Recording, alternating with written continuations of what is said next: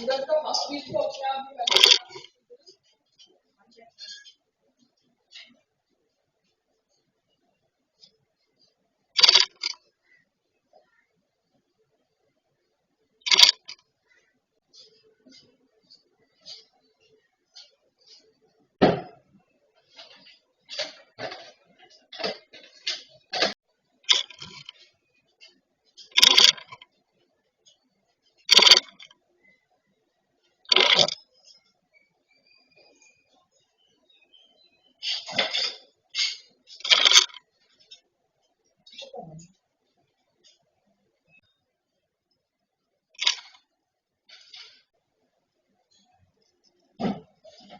Small आता है, small model है।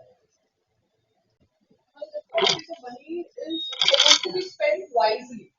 It's not about money. Wisely, but I also spend wisely. Their time is also very important. My time is more important also than money. People fuck it up. I'm not going to accept it. क्योंकि अभी देखो यहाँ पर कोई 6:45 को आया है और अभी मैं हूँ, मगर एंट्री सिर्फ मेरी है। तो लोग यहाँ पे आते हैं आईडी के बिना, एंट्री करे बिना, तो कुछ कर नहीं सकते ना।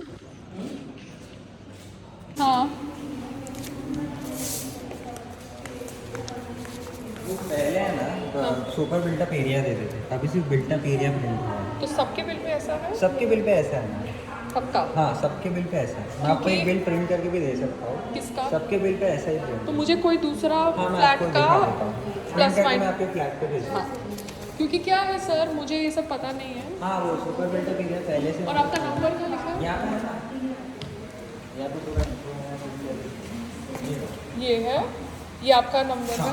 और अगर आपको कोई कंप्लेन करनी है तो ये वाली मेल आईडी पर भी कंप्लेन कर सकते हैं। ठीक है कि मुझे अभी इजी से खाली चालू करके देखना है कि कौन सी लैब मुझे सही रिपोर्ट देती है, क्योंकि लैब्स भी गलत इंफॉर्मेशन दे रही है। कोई बोल रहे हैं कि पराठा को रियल टाइम में टेस्टिंग कर सकते हैं, मतलब अगर 6 मंथ का शेल्फ लाइफ है तो 6 मंथ्स तक हम अपने फ्रीजर में रखेंगे और 6 मंथ्स के बाद रिपोर्ट देंगे, ठीक है। और कोई बोल रहा है हम एक्सेलरेटेड शेल्फ लाइफ टेस्टिंग कर देंगे, मतलब 6 मंथ की टेस्टिंग हम 2 महीने में कर देंगे। तो ये अलग इन्फॉर्मेशन है, टेक्निकल इन्फॉर्मेशन है। तो मैंने अभी FSSAI पे पूछा है, तो ये सब मुझे अभी समझना है।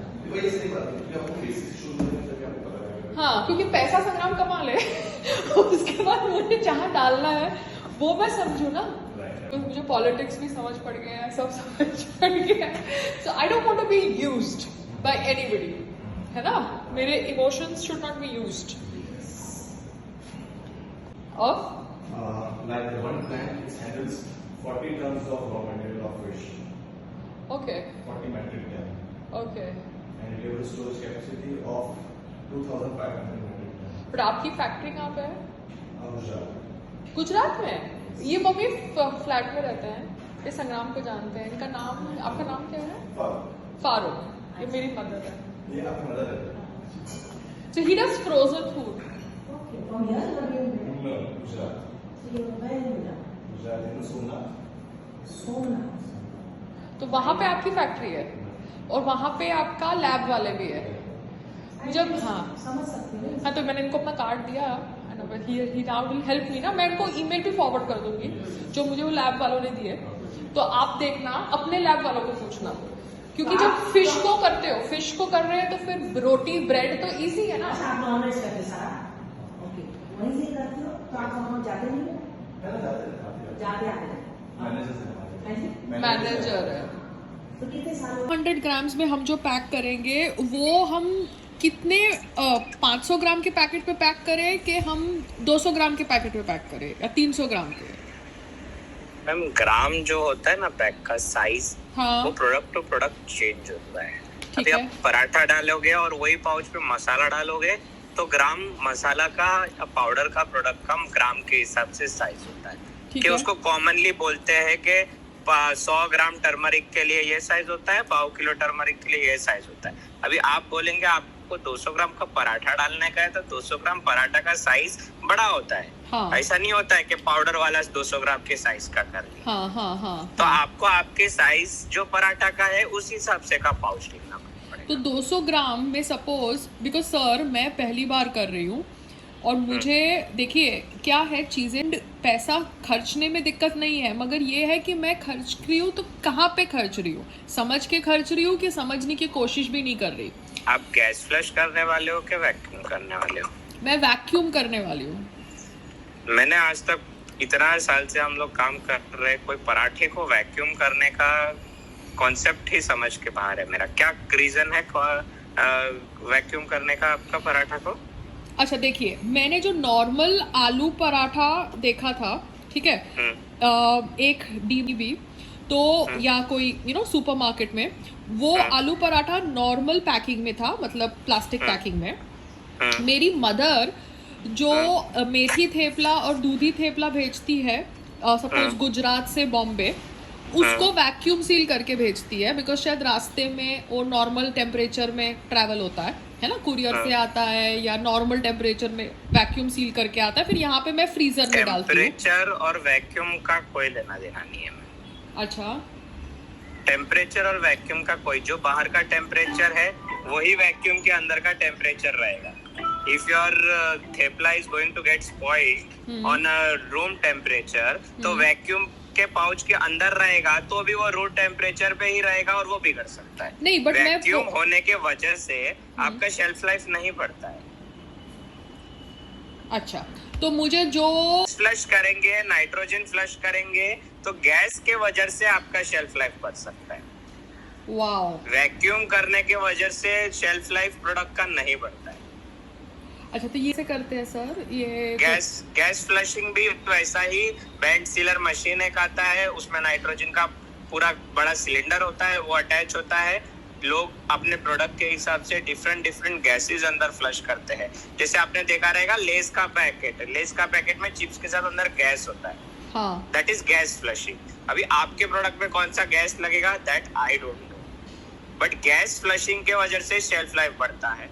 नाइट्रोजन वैक्यूम करने के वजह से शेल्फ लाइफ बढ़ने का कोई रीजन नहीं। अच्छा, सिर्फ एक थोड़ा बहुत है कि आपका आउटसाइड एयर से उसको कांटेक्ट नहीं होगा तो थोड़ा उसका शेल्फ लाइफ थोड़ा बढ़ सकता है, क्योंकि otherwise temperature frozen non frozen को कोई लेना देना नहीं है वैक्यूम से।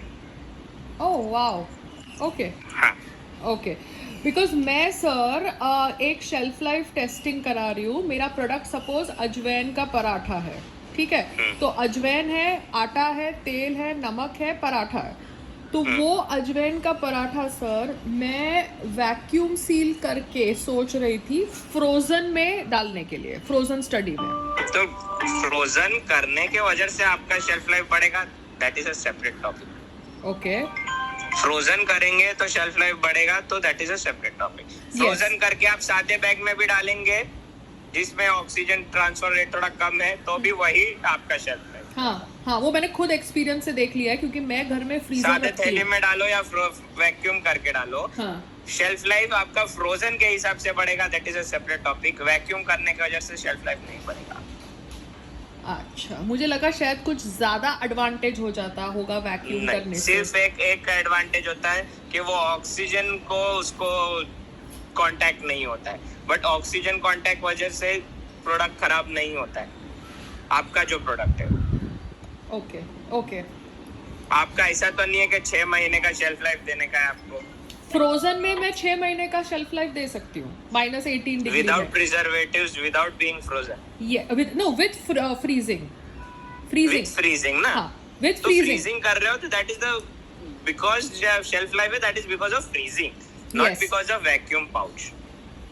यस, बिकॉज मैंने कल आपके कोई एक मॉल में देखा था आलू पराठा का पैकेट, वो वैक्यूम सील्ड नहीं था, वो नॉर्मल सीलिंग किया था और वो फ्रीजर में रखा था 18 डिग्री के, वो मॉल के अंदर। मैं बोल रहा हूँ, हाँ, आपका प्रोडक्ट के अंदर प्रिजर्वेटिव होने की वजह से आपका शेल्फ लाइफ फ्रोजन होने की वजह से बढ़ रहा है, तो that is not because of vacuum. Okay, और आप बड़े थैली में भी कोई पराठे को वैक्यूम करो या छोटे पाउच में भी वैक्यूम करो, उससे कोई लेना देना नहीं। कोई भी साइज के अंदर आप एक पराठा डालो या 2 दाना का चावल भी डालो, तो भी जो उसका शेल्फ लाइफ होना रहेगा वो टेस्टिंग हो जाएगा। बड़ा पाउच हो या छोटा पाउच हो, उससे कोई लेना देना नहीं है। और बड़े से बड़ा पाउच हो या छोटे से छोटा पाउच हो, वैक्यूम जितना टाइट करना है या जितना लूज करना है, that is on the setting on the machine. अच्छा आप मैंने अंदर 2 दाना डाल के उसको एकदम टाइट वैक्यूम करना है तो भी कर सकते हो, और पूरा भर के पाउच को भी टाइट वैक्यूम करना है तो भी कर सकते हो, उसको कम वैक्यूम का सेटिंग करना है तो भी कर सकते हो। That is all on the machine. तो मुझे वैक्यूम सील मशीन नहीं खरीदनी है for frozen shelf life testing, है ना? ये मैं नहीं बोल सकता हूँ, ये हाँ। आपका चॉइस है, आपको करना है या नहीं। नहीं, आपने मुझे एक इन्फॉर्मेशन शेयर करी है, अब मैं अपना दिमाग यूज करूंगी कि मुझे क्या करना मेरा है। सजेशन है, हाँ। वैक्यूम फ्रोजन की वजह से आपका शेल्फ लाइफ बढ़ रहा है, तो वैक्यूम करने की वजह से कोई बहुत बड़ा एडवांटेज नहीं मिलने वाला है। हाँ, क्योंकि मैं जो घर में अभी मेरे फ्रीजर में डाल रही हूँ खाना, जो भी रोटी कच्ची बना के डालती हूँ, वो मैं वैक्यूम करके नहीं डालती, वो मैं नॉर्मल थैली में डालती हूँ, प्लास्टिक की थैली में। बट मुझे लगा कि मैं लैब को दे रही हूँ तो लैब को वैक्यूम करके दूँ, क्योंकि मुझे ऐसा थॉट प्रोसेस था कि मैं वैक्यूम करूंगी और फ्रीज करूंगी तो शायद ज्यादा बेटर होगा। नहीं, gas flushing plus frozen can give you additional extra shelf life. अच्छा, गैस फ्लशिंग का कोई भी कांटेक्ट है आपके पास? बिकॉज ये जो सर थे नरेंद्र जी, इन्होंने तो मुझे आपका कांटेक्ट दिया था। आप उनको ही बोलिए गैस फ्लश चाहिए, ना हो तो मैं आपको दे दूंगा। उनके पास मशीन होगी गैस फ्लश की? मोस्टली होगी। गैस फ्लश, ठीक है। हाँ ओके, मैम। ठीक। या फ्रोजन में गैस फ्लश नहीं होएगा? तो मुझे तो फ्रोजन करना है ना, तो मैं कैसे करूँ? नॉर्मल पैकिंग करूँ? फ्रोजन में गैस फ्लश से नहीं होएगा। गैस फ्लश फ्रोजन करेंगे तो आपका तो अंदर हिल के खराब हो जाएगा ना। हाँ, तो फ्रोजन को मैं कैसे पैक करूँ? नॉर्मल पैक फ्रोजन करूँ? आपका नॉर्मल जो एकदम आप हाई, मतलब कितना फ्रोजन, मतलब कितना टेम्परेचर पे आप रखने वाले हो इसको? देखिए, मॉल के अंदर -18 डिग्री के शेल्फ है जहाँ पे फ्रोजन पराठा रखते हैं। ओपन चिलर्स जो होते हैं वो? हाँ, ओपन चिलर्स होते हैं और वहाँ पे वो पराठास की शेल्फ लाइफ तो 1 साल बोली हुई है, चाहे वो आलू पराठा है या रुमाली रोटी है। बट मैं प्रिजर्वेटिव्स नहीं डालूंगी। मैं घर में जैसा कुकिंग करती हूँ वो कुकिंग में मैं रॉ मटेरियल्स के साथ बनाकर अपना सबमिट करूंगी लैब को। आप इक्विनॉक्स बोल रहे हैं, I am okay with equinox. अब यही है कि मैं उनको कैसे पैक पाउच में बट करके दूँ। विदाउट प्रिजर्वेटिव तो कैसे चलेगा मैम इतना? हाँ चलेगा, बिकॉज वहाँ पर भी कितने पैकेट्स है वो कह रहे हैं कि विदाउट प्रिजर्वेटिव है, तो क्या वो झूठ लिख रहे हैं अपने पैकेट्स के ऊपर? नहीं, that I don't know, but हाँ। तो फिर एटलीस्ट आप तो फिर वैक्यूम तो आप करिए ही, फ्रोजन भले करिए, क्योंकि आपका ऑक्सीजन तो एटलीस्ट निकल जाए तो एडिशनल थोड़ा बेनिफिट तो मिले। आप तो फिर मैं ट्रायल के लिए 2 बार तो नहीं देंगे प्रोडक्ट। हाँ वही ना, उसमें थोड़ा बिकॉज तो आपको ज्यादा आएगा ही वैक्यूम में, मतलब नॉर्मल से। हाँ बट आप प्रिजर्वेटिव के बिना डालेंगे तो अकॉर्डिंग टू मी नहीं होना चाहिए, इतना नहीं चलेगा। बट अगर चल रहा है मार्केट में हाँ तो आपको फ्रोजन करना है तो फर्स्ट आप गैस नहीं कर सकते हो। फ्रोजन कर रहे हो तो आप या तो नॉर्मल आप अच्छा बैरियर वाला फिल्म ले लीजिए, या तो फिर वैक्यूम करके ही एडिशनल शेल्फ लाइफ, आप शेल्फ लाइफ लंबा ही देख रहे हो तो फिर आप वैक्यूम ही करिए, गैस फ्लश नहीं होएगा। तो वैक्यूम ही करूँ ना, बिकॉज वैक्यूम हाँ। करने के लिए मैं नरेश जी के वहाँ पे जा रही थी, वो मुझे कह रहे थे कि आप ट्रायल करो मेरे यहाँ पर और उसके बाद सबमिट करो सैंपल, और इक्विनॉक्स वालों को बोलने दो कि क्या शेल्फ लाइफ आती है। 3 महीना आता हाँ, तो है, आप- 6 महीना आता है। हाँ, अगर आपको शेल्फ लाइफ इतना ज्यादा चाहिए और प्रिजर्वेटिव नहीं है तो आपको ऑक्सीजन तो बाहर निकालना ही पड़ेगा, और गैस फ्लश से तो नहीं कर पाएंगे आप, क्योंकि फ्रोजन में गैस फ्लश तो नहीं मैंने कभी देखा है। तो ठीक है, तो मैं वैक्यूम करती हूँ। वैक्यूम ही कर दीजिए। आप मुझे खाली पाउच का साइज बता दीजिए, आपको मतलब पाउच आप का साइज तो आपके पराठे पे डिपेंड होएगा ना। मेरा पराठे का साइज देखिए 100 ग्राम के 2 सपोज बनाने हैं, मैं आपको साइज भेजती हूँ, मतलब मैं आपको फोटोग्राफ भेजती हूँ। आप मुझे बताइए कि उसमें आपको कितना करना है, बिकॉज मुझे किसी ने इन्फॉर्मेशन दी थी कि अगर प्लास्टिक पाउच बड़ा हो और आपका सामान कम हो तो वो वैक्यूम सील आराम से नहीं कर पाते, मतलब नहीं ऐसा कोई प्रॉब्लम नहीं है। आपको ये ट्रूमार्क से बोला गया है या कहीं बाहर से? नहीं बाहर से, क्योंकि मैं गुजरात में भी 2-3 मशीन देखने गई थी वो, और वो मशीन पे मैंने देखा था, बिकॉज मैं मेथी थेपला मेरे सामने वैक्यूम सील करा रही थी, तो 10 मेथी थेपला था और वो 500 ग्राम का शायद पाउच था, तो इतना ज़्यादा सकिन नहीं हुआ एयर का। थोड़े 20 डाले थे तो सकिन ज़्यादा हुआ। कौन सा मशीन था? वो इंडीवैक है, कोई है एक 2-3 और, मतलब छोटा मशीन है बड़ा। या DZ2Z जैसा ही है? नहीं टेबल टॉप ही है, मैं आपको फोटो और वो डिजाइन भेज दूंगी। इंडवैक करके कोई है, मैंने सबकी फोटोग्राफ्स और वीडियोस बनाए हुए हैं। बट ठीक है, आप मुझे भेजिए।